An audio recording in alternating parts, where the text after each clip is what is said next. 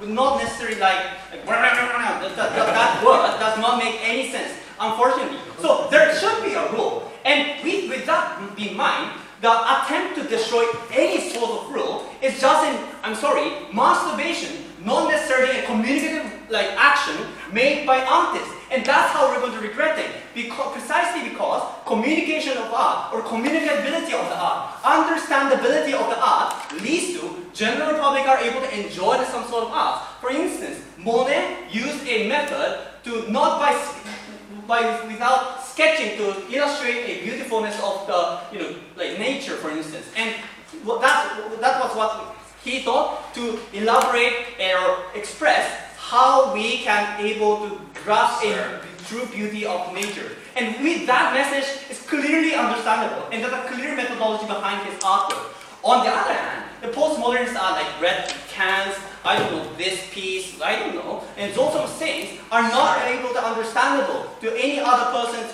outside of myself, and that's particularly damaging. But we also say, or they Motogi critiques about the conservative moves, and the first thing to know is that not only conservative, but also the general public. Because the most victimized person around this move is the general public. In the past, when Japanese people recognized Hokusai and Kano, for instance, as a traditional, gorgeous Japanese art, in contrast to that, when we recognize the Rokude, Nashiko, and those sort of things, Japanese people are even fucking confused about what is the clear message that artist is going to be proceeding. So we stand artists or art to be inclusive as much as possible, and we agree to the general idea from government bench. So with that in mind, for the sake of inclusivity, the key to understand the methodologies being expressed is particularly important for the art to be truly inclusive. Yes, Max? Why do you assume that art needs a consumer at the end of the day? Van Gogh famously didn't sell any of his paintings during his lifetime, but he kept writing them for the enjoyment of creation of the art. Precisely because without a support of consumers, art would decline. That's precisely the kind of attitude that we need. The current move of demonstration against MoMA, for instance, and the general hatred against postmodernist art generates the kind of anti-sentiment against art. Because what the general public is now saying is that, artist means both postmodern art. Therefore, what they are doing cannot be understood by us. What is the social impact? What is the social significance of we preserving this art? And that's the kind of message that we are very fearful about that. And as a result of that, we would have more likely to have a stigma against artist students. For example, we also say that the cut budget towards art, for instance, and that's particularly harmful because art as a free creative activity, we need some sort of support from society as well as the budgetary support as well. So when we take a look at the trade-off between the government bench and opposition bench, we still have some sort of restriction in the methodology. But we're able to have an avenue for artists to express their thoughts through painting and music, etc.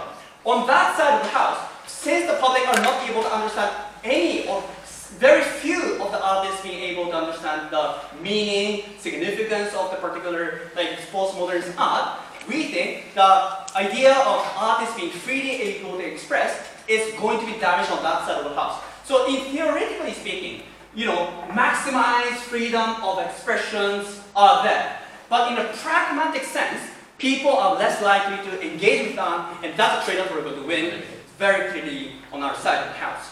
So the idea, so I've already talked about how public are able to So explain to me the meaning of the first movement of Tchaikovsky's Violin Concerto C, because you need to read a lot of books to get that. It's not as accessible as you guys want to portray. Not necessarily, because that's reading a Bibles and those long I don't know, the books associated with the Tchaikovsky things are in fact difficult when the people are trying to do by themselves. But the purpose of museums, for example, is lessen the burden associated with that methodology and with the professionals are able to convey and represent the sort of difficulties. And we think that's the purpose of the wide access, public accessibility of that art being particularly ensured on our side. But on the other hand, what the postmodernist art, for example, is so. Conversely, I would question, so how can people are able to understand the postmodernist art, for instance, in the museums? Because the editors or the organizer of the museums are also not able to understand the significance of the movies or like artist work as well. So I know that like not all people are professional about artist work, but having a clear methodology associated with the creation of the expression of the artwork is far more preferable with that regard. Because art should be protected, art should be free, because art should be like accessible to all, and because in order for human beings to enjoy art and see the significance or beauty associated with art in the same way we cherish Mona Lisa and Venus, for instance, we clearly stand for all. Here.